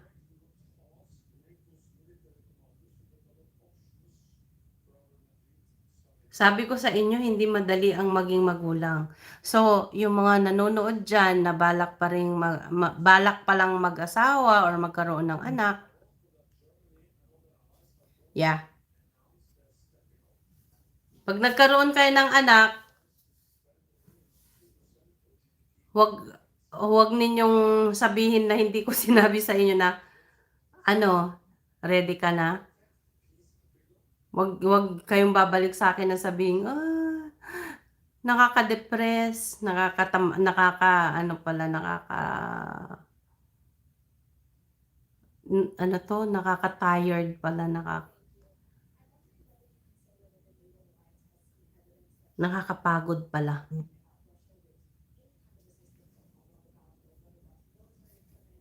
kakapagod pala. Pero yung reward naman, hindi yun mababayaran ng kahit anong amount ng pera, wala, wala yun. Lalo na kung yung mga anak natin turn out to be alright. Kagaya ko nga, sabi ko nga sa inyo, kahit wala akong maraming pera or maraming mga material na bagay, mga kayamanan na ino-offer ng mundo, hangga't yung aking mga anak ay maayos, thank you Lord. Talagang by the grace of God lang talaga. Kailangan din natin 'yan. At hindi natin kayang tayo lang mag-isa.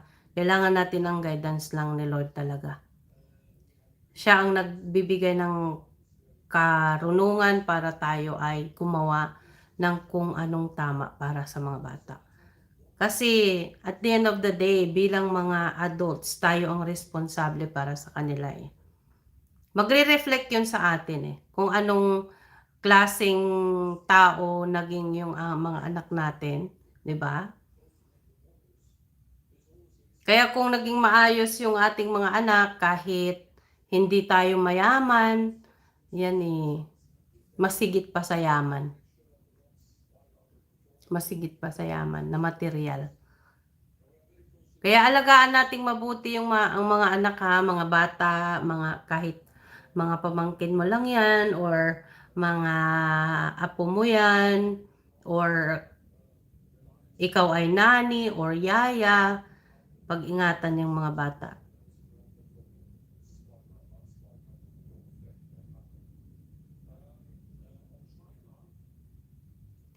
Hindi actually we cannot blame it to the food or kung kahit saan. Ang ano kasi niyan, ang bottom line niyan kasi naging kampante na tayo sa sa pagiging parent Minsan inaasa na lang natin sa cellphone or sa kaya diyan sila nagiging sanay na. Ang inaano lang naman ng mga bata sa atin is yung attention. Attention seeker na yang mga bata na yan. Attention seeker kasi yung mga bata. Yeah.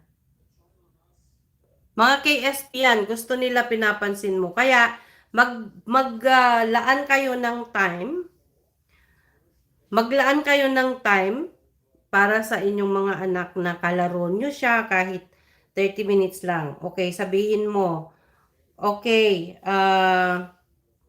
Brenda, maglalaro tayo ng 15 minutes ha, pero after 15 minutes si mama maglalaba ha.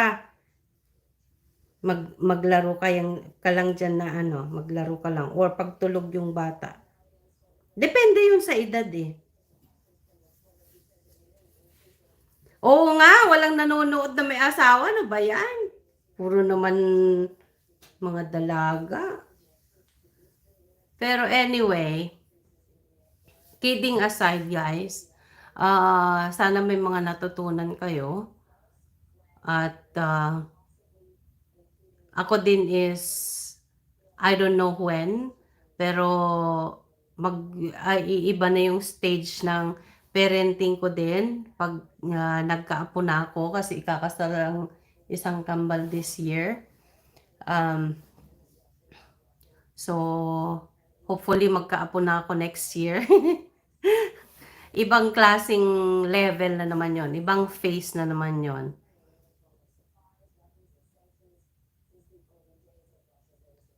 So I hope you learned something today sa kwentuhan natin na may konting kabuluhan. Hindi yung kwentuhang walang kabuluhan, kwentuhang may kabuluhan. Sana matutunan ninyo. Sana ma-apply ninyo sa inyong mga parenting styles. Ha? Yun nga, ang unahin ninyo muna is you take care of yourself, check your emotions, huwag ninyong ibunton sa inyong mga anak ang galit, huwag ninyo silang sinisigawan lagi, kasi napipick up nila yan. Kung palasigaw yung anak mo, malamang palasigaw ka rin. Yep. Napansin ko yan sa kila Kambale nung sila dumating dito. Nung una naman hindi sila ano. Pero nung lumaon, sabi ko bakit kaya ganon? Na parang nagbago. At alam nyo ba ang rason? Ako. Kasi sa papa nila, medyo laid back, calm yung pag-approach ng papa nila. Ako, iba talaga ang babae eh. Kung minsan tayo may mga problema, kailangan nating i-check yung sarili natin. At tinaamin ko, marami akong pagkakamali. At nung dumating yung mga anak ko, maraming nabago sa akin bilang isang nanay. Kasi nga sabi ko sa inyo, 10 years akong wala sa kanila. Marami akong natutunan bilang nanay nila through them sa pamagitan nila. Kasi sinasabi nila, minsan kasi, one time na dumating ako, nakita ko yung, ewan ko kung sapatos or sweater na nakakalat doon sa may pintuan namin. Yung tinitirhan namin dati is pababa siya, basement. So, nandun pa lang ako, nagtatalak na ako. Kasi syempre, pagod nga ako sa trabaho, di ba? So, yan, yung pagod, minsan, yan ang cause. Yan ang cause ng pagiging nagger din natin na mga babae. So, pagpasok ko sa pintuan, sabi ko, ano ba yan? Hindi nyo man lang ano itong mga sweater ninyo, ihang or something. So, ganun na sinabi ko. Tapos, nandun naman si Kambal sa sala, hindi lang umiimik. Tapos, biglang isa sa kanila nagsabi, Mama, sabi niya, pwede bang pagdating mo dito sa bahay, pagpasok mo sa pintuan, huwag ka muna magsasalita. Sabi niya. Napaisip ako. Bakit kaya niya nasabi yun? Bakit kaya?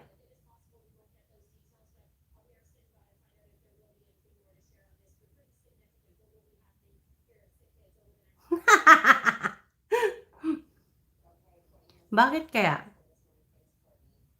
Bakit niya kaya nasabing, huwag naman ako magsalita? Kasi siguro, naisip ko lang naisip ko na lang afterwards. naisip ko na lang na sabi ko siguro every time na pumapasok ako sa bahay na nandiyan sila is, meron akong sinasabi na hindi niya nagustuhan. So, since then hindi na ako pagpasok ko sa bahay, tahimik na ako. Kailangan din minsan nating makinig sa mga bata. Kasi, sa kadalasan, sila yung mga mirror. Sila yung mirror natin. Sila yung salamin natin. Sila yung nakakakita doon sa mga bagay na hindi natin nakikita sa ating mga sarili. Yun yun. Kaya doon, yun nabago yung ano ko, yung ugali ko na pagdating ko sa pintuan nagtatalak na kaagad ako. Dahil unang-una, niisip ko galing na nga ako sa trabaho, pagod na nga ako, ito at trabaho ko pang trabaho ko pang iligpit yung mga gamit nyo na pwede nyo namang gawin. Parang ganun ang nasa isip ko eh. Pero sinabihan ko naman sila na pwede bang pag ano nyo is isabit ninyo yung mga jacket nyo, yung mga sapatos nyo, ayusin, mga ganyan. Kailangan lang sa magandang salita. Although hindi lahat is nasusunod, kailangan din natin silang tulungan para maging masunurin din sila sa atin. Dahil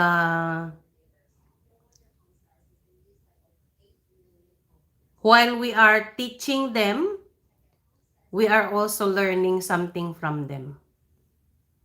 Hi, Trisha! Malapit na akong mag-end. Pero thank you for stopping by. Ulitin mo na lang to, panoorin mo na lang to ulit. Oh, malapit na akong mag-end eh. Pero okay lang, you can watch it again. Panoorin mo na lang ulit.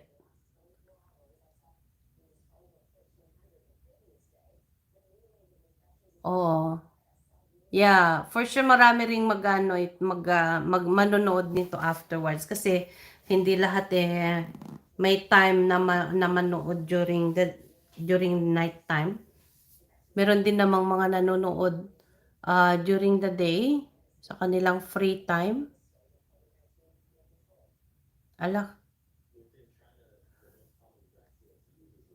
ano nang nangyari?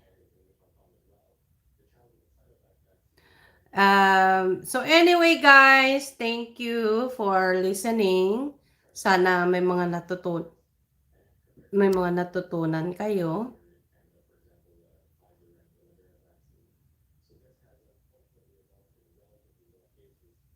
Bakit ganun?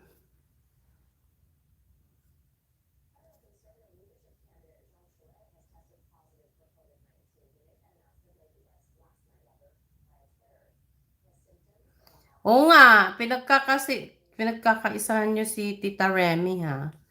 Pero wag ka, daig kayo lahat niyan.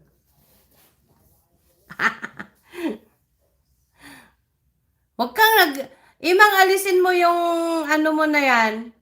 Alisin mo yung comment mo na yan.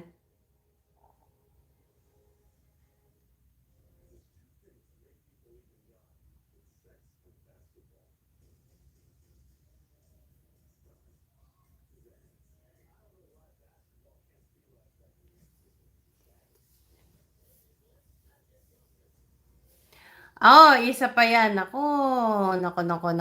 Madami tayong mapag-usapan yata.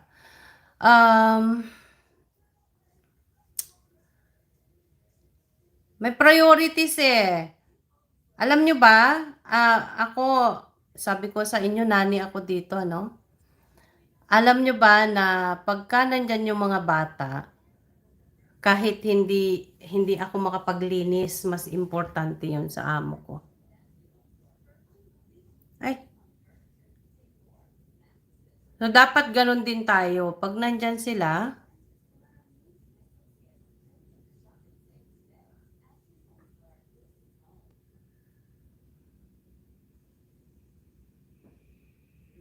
Hindi ko na maayos to. Ano ba yan? Ayun pala eh.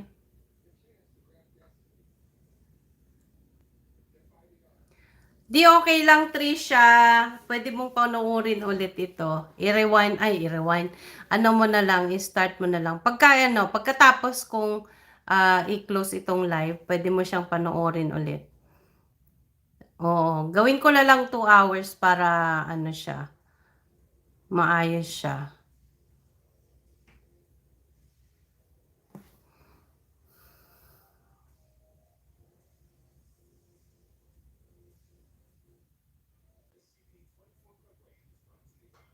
Sana may natutunan kayo ha. Alam ko may mga mag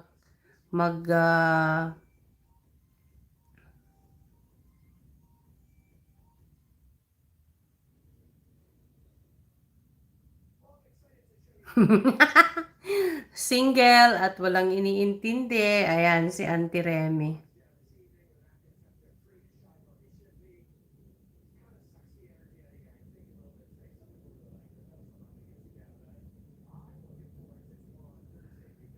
Mhm.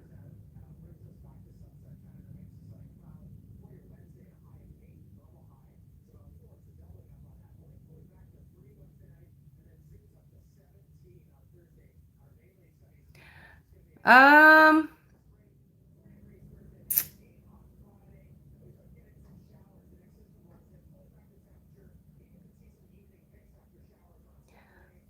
Mabibigyan ng panahon yan. Kailangan bigyan ng panahon. Lahat naman is may panahon. Kailangan lang nating i-balance. Kailangan maging balance kasi. Yun ang mahirap kasi minsan, 'di ba? Yung i-balance natin yung oras. 24 hours lang meron tayo sa isang araw. Hindi naman natin pwedeng dagdagan yun. At kahit pa siguro dinagdagan yung 24 hours sa isang araw, kulang pa rin. Maniwala kayo sa akin. Pagka dinagdagan yung 24 hours sa isang araw, sigurado akong kulang pa rin yun para sa atin. Kaya kailangan lang talaga is balancing act ang kailangan nating matutunan.